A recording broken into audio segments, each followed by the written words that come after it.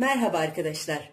Bugün güzel bir zeytinyağlı kereviz yapıyorum. Malzemelerimi hazırladım. Hemen yapımına geçiyorum. 2 adet soğanım var. Öncelikle bunları yemeklik doğruyorum.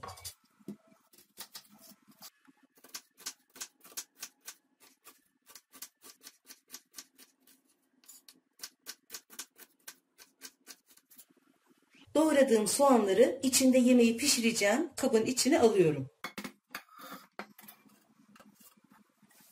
Şimdi de 1 adet havucu rendenin küçük gözüyle ince ince rendeliyorum. Bu gözüyle değil, bu gözüyle.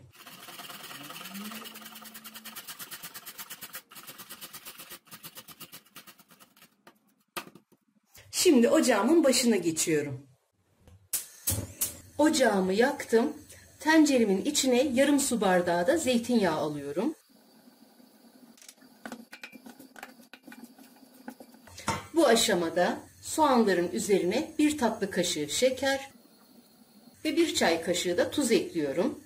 Hem soğanlar daha çabuk karamelize oluyor hem de yemeğimiz daha güzel, daha parlak oluyor ve bu aşamada içine girince yemeğin lezzeti de daha güzel oluyor.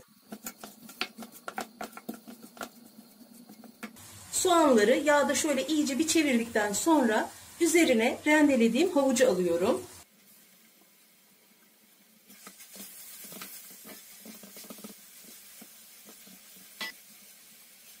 Havucun rengi iyice yağ çıkana kadar yağda böyle çeviriyorum. Havucun rengi böyle iyice çıktıktan sonra üzerine 1 yemek kaşığı un ekliyorum. Unun kokusu çıkana kadar biraz böyle kavuruyorum.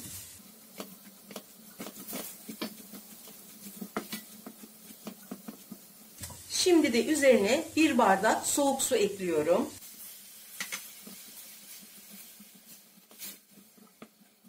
Soğuk su ekledim ki un böyle hamur olmasın, topaklaşmasın.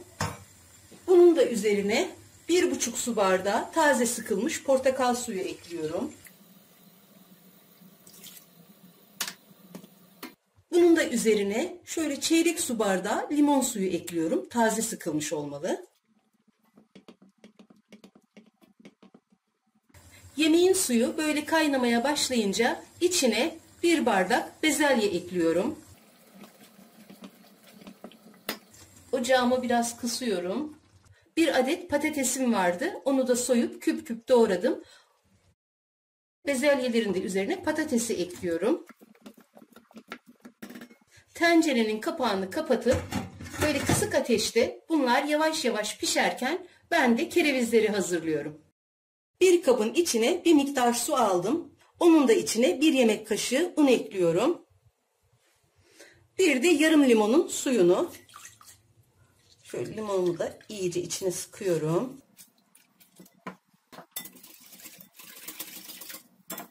Bu unlu limonlu suyu hazırlıyorum ki kerevizleri soyar soymaz içine atayım. Böylece kerevizler kararmamış olacak.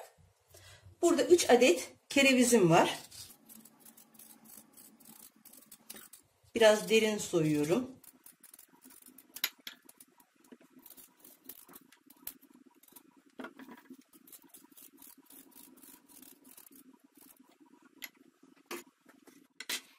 Şimdi soyduğum kerevizleri halkalar halinde doğruyorum.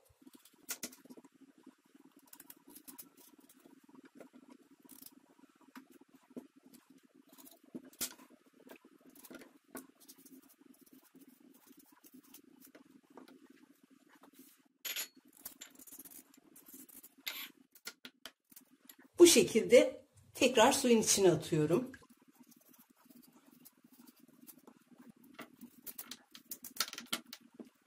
Kerevizi şöyle bütün içine oyup havucu koyduğumuz zaman tam oturtamıyoruz. Ama böyle parça parça yapınca çok güzel oluyor.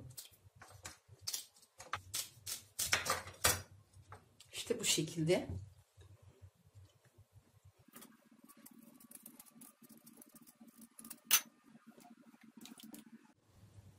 Hazırladığım kerevizleri şimdi yemeğimin üzerine dizeceğim. Şöyle direkt sudan alıp hiç süzmeden üzerine bu şekilde diziyorum.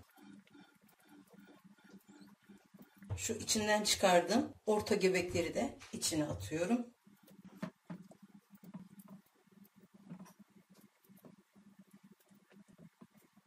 Bu şekilde yemeğimin kapağını kapatıyorum ve kısık ateşte kerevizler pişene kadar pişiriyorum.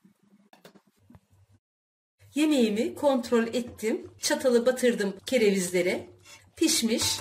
Bayağı güzel yumuşamış. Yaklaşık yarım saat kadar pişti. Tamamen kısık ateşte. Ocağımı kapattım. Şimdi yemeğimi dinlendireceğim.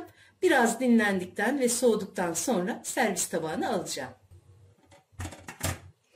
Yemeğim yeterince soğudu. Şimdi servis tabağına alacağım. Önce kerevizleri şöyle üstten bir alıyorum.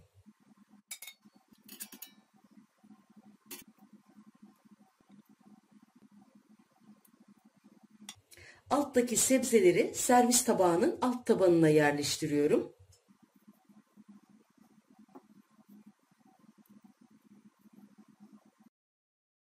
Bu alt tabanın üzerine de düğmeli kerevizleri yerleştirdim.